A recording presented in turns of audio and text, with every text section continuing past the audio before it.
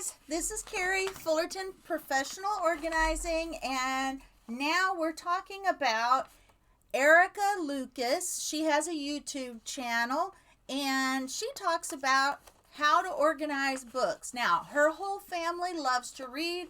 Her husband, her, and her children, they all love to read. They sometimes read together, and sometimes they read each individually before bed. They read to each other.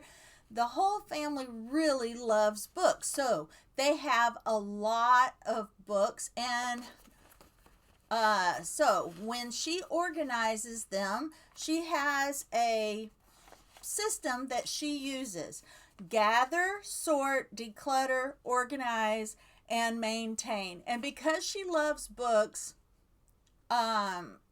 she may keep a lot more than maybe you would keep. Because for me, I used to read a lot of books, but now I listen to a lot of audio books, podcasts, and etc. So you may be the same.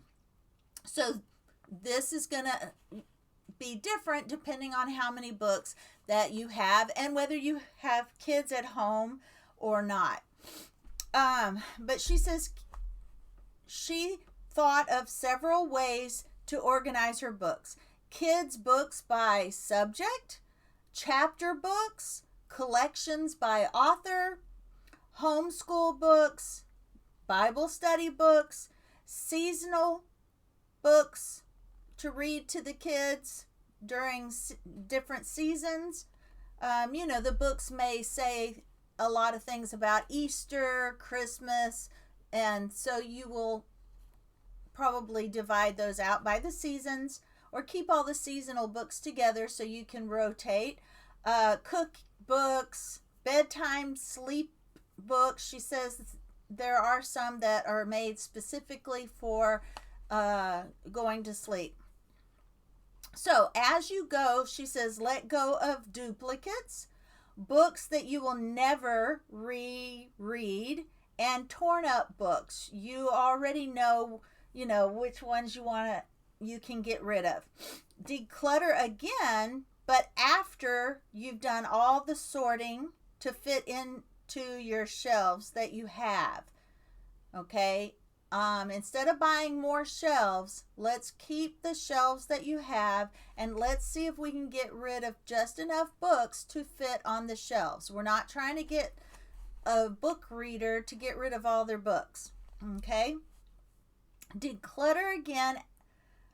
Oh, I already said that. Have a library book bin or bag for those returns, because she also reads they also go to the library once a week.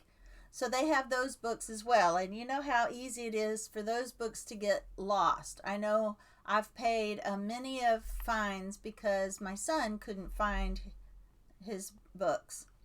Keep kids' books next to the bed, or where the kids reading area, or keep a bin for books currently being read near the bed, and then you can have a bookshelf somewhere else. But I just find it easier for kids to just have their bookshelf right by their bed so that they can read their books and put it right back on the shelf while they're still in bed. They don't have to get up.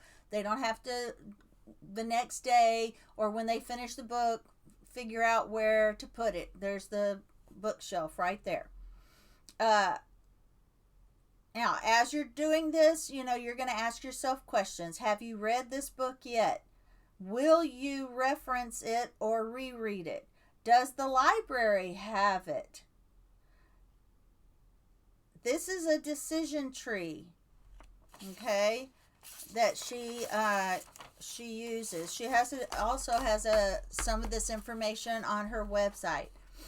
Now, here's a review of Erica Lucas and how she declutters books. Erica gives us 5 major steps to help us organize and declutter our bookshelves.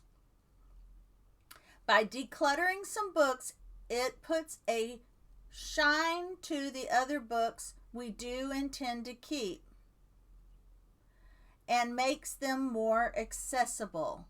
You know, if you have too many books, you're not going to be able to see the ones you love and the ones you want to read and reread and reference.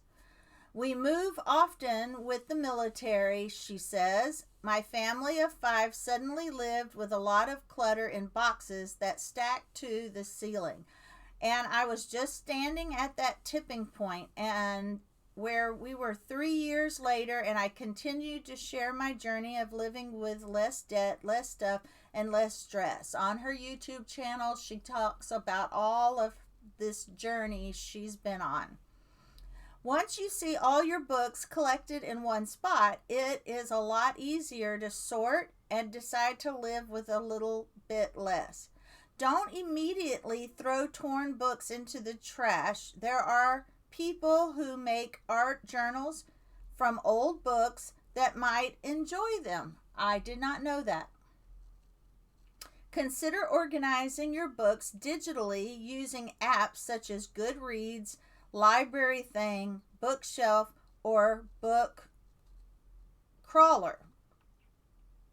I've heard of Goodreads before, but the others are new to me. Gather all your books in one spot. If you are starting with thousands of books, you may want to compartmentalize and do 100 a day, or maybe a genre a day, or maybe a bookshelf a day, until you have them all sorted. You then want to sort through your books, looking for duplicates and books that need to be trashed. Declutter, asking yourself these questions. Have I read it yet? This is a review, just because we already covered this. Have I read it yet? Will I honestly read it? Does my library have it if I do decide I want to read it? If you decide to keep it, how do you want to keep it in your home? And definitely have a plan for your books and bookshelves. The next step is to organize what you've chosen to keep. Put them back on the shelves with intention. How do you want to purposely find a book? By category? By author? Finally, you need to maintain. This is the habit of getting a book off the shelf and returning it to where it belongs. It's also a good idea to keep the one in, one out rule. If you buy more books, then the amount of books that you have purchased, you may need to, if you bought 3 books, you may want to eliminate 3 books. But it's okay to have a lot of books if you are a book reader. Everyone has their own collection of things that they have an abundance of. You just need to know where they're going to be homed, where you know how much room you have, and how many books can fit in the space that you have. All right, guys, this was a really short one. I don't usually talk, there's not a lot of information that can be shared on how to organize books. It's the same if you're a teacher in your classroom. You may want to organize them by chapter books. You may want to organize them by season. And then you may want to organize all your books in your classroom by the themes that you may be teaching in the school months. That's what I did. I always had certain themes that I taught each month, and some were seasonal themes and some were not seasonal themes, but I tried to keep 2 or 3 themes going a month so that the books that fit into that, maybe solar system, winter and Christmas themes, Those may be three themes that work together. Or healthy, eating healthy, and I don't know, thanks and Valentine's and penguins may be 1 month. I'm just thinking of how I organized in my classroom when I organized books. That is how I organized them, so they always went with the themes, and every year I read the same books, different students, but I read the same books, taught the same themes, and got all of what I needed to teach in that school year taught. But I used a lot of music that were in these themes as well, and a lot of books and music were and art were the three things that I used the most to teach themes, because kids enjoyed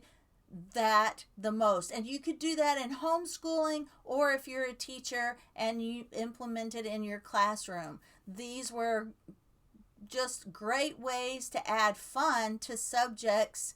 And then as they get older, I know my kids' favorite books that I can remember was Magic Treehouse books. Those were my kids' favorite books to read, and those were great books about two children, a brother and sister, that went on adventures in the book, and it always had a historical or some type of subject that they were learning, as well as getting their chapter books read at the same time.